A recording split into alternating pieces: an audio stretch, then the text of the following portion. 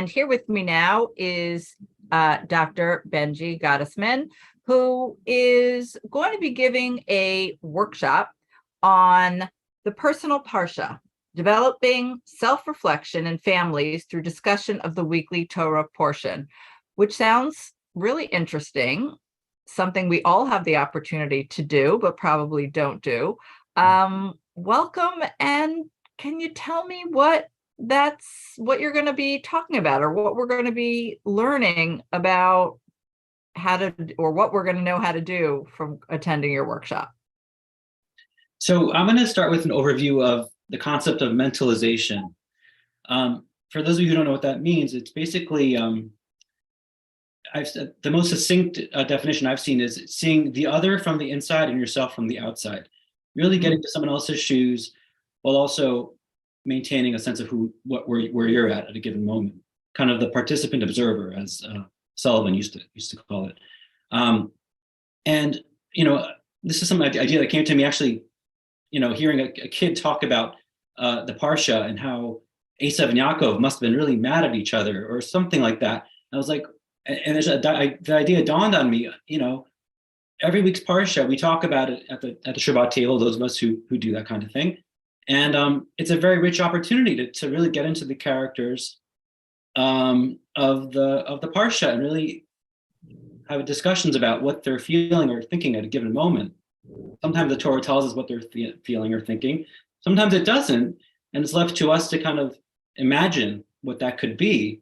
And through that exercise, we can really develop our mentalization skills, our ability to get into someone else's shoes. How does Abraham feel as he's burying Sarah? And the interesting thing, I've done this with friends and family for a long time now.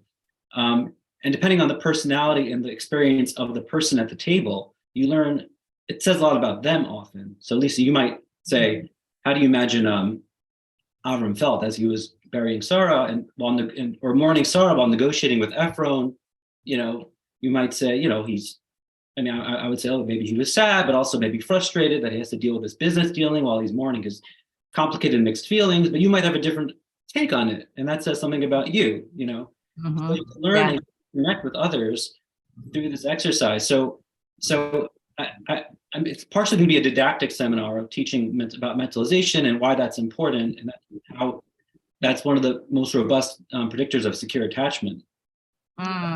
Mentalize and reflect on their child's experience, so we could build that capacity in our homes.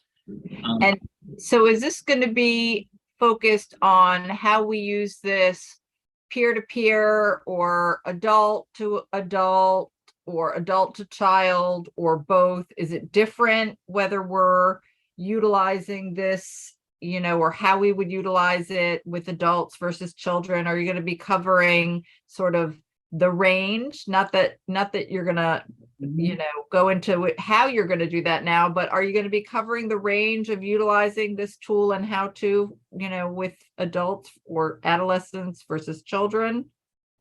Yes, I mean, certainly the way you approach these questions would depend on the developmental place of who you're talking to. So, a young child, you might say, using the Avram and Sarah example, have you ever lost have you ever been to a funeral? What was that like? What was that like for you? How do you imagine Avram, or how do you imagine Abraham?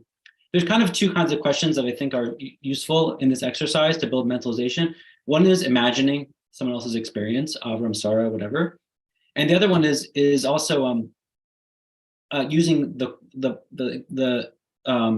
depictions or the stories of the parsha as springboards for other kinds of stories. So asking kids, have you been to a funeral? Right. What was that like for you? And even like a kid who's maybe 6 or 7 may have some experience that they might want to share. And it's an opportunity to talk about topics that don't necessarily come up on a everyday basis, but which kids or adults might have some thoughts or feelings about. So it really builds social engagement. It hopefully builds empathy and understanding another's perspective, that we're all different, have different perspectives, building mentalization. And I'd like for this to be an experiential. It's not going to be me talking at people for 2 hours or whatever. It's really, I want to kind of describe the model, and break people into groups to the extent that's possible, and have people practice it and reflect on afterwards, what was that like for them? What were the challenges that they experienced?